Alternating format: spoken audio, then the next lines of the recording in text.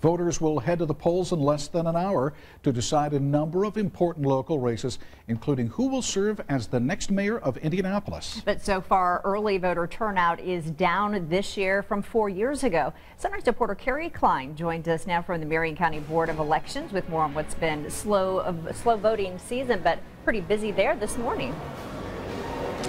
It is very busy here this morning, Julia and Bruce. You take a look around, poll workers and workers for the different precincts are here getting their marching orders. They are preparing to go to those precincts and open up the polls so that you can vote starting at 6 o'clock this morning. But as you mentioned, early voting so far has been down. Those numbers just released yesterday so far, and those are the key words. Voters still have a chance to turn this one around. If we take a look at the numbers, those voting in person down 31% over this time in 2011, just 4 years ago.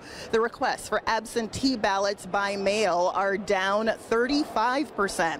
Only about 5,645 people completed absentee ballots have been returned this election season, as opposed to nearly double that returned 4 years ago. Again, a reminder, voters have until noon today to return their completed absentee ballots by mail to their clerk's office. Now, joining me now live is Russell Hollis with the Election Board to talk a little bit more about these numbers. Russell, thanks for joining us this morning. Glad to be here. So what do you think is the reason for the low early voter turnout? Well, voter turnout on a national level and even on a statewide level has just been decreasing over the last several decades. So the voter apathy can be attributed to a lot of things, whether it's just a general disengagement from our civic process, or just not being energized about making their vote count. So that's a real key thought, but that's early voting numbers. Voters do have a chance to turn that around today. That's correct. Polls are open from 6 a.m. to 6 p.m. If you have a question about your polling site, please visit www.indy.gov/VIP. Excellent. Russell Hollis with the Election Board, thank you so much for joining us. So you heard it there. Typically, voter apathy has been a major player, but that is certainly no reason to not out and vote today and take part in your local elections. One big race going on here in central Indiana that a lot of people are interested in, the race for Indianapolis mayor between Democrat Joe Hogsett and Republican Chuck Brewer. Coming up in our next hour here on Sunrise, we're going to look deeper into that race. So a lot more coming up here on Sunrise leading into Election Day. Bruce? Some important decisions to be made today. Carrie Klein for us live. Carrie, thank you. And of course, there are several cities that will get new mayors today after the incumbent either lost in the primary or even decided not to run. In Bloomington, Mayor Mark Kruzan is not running for a fourth term. That gives Democrat John Hamilton and Republican John Turnbull a shot in today's election. Hamilton is a former secretary of the Indiana Family and Social Services Administration.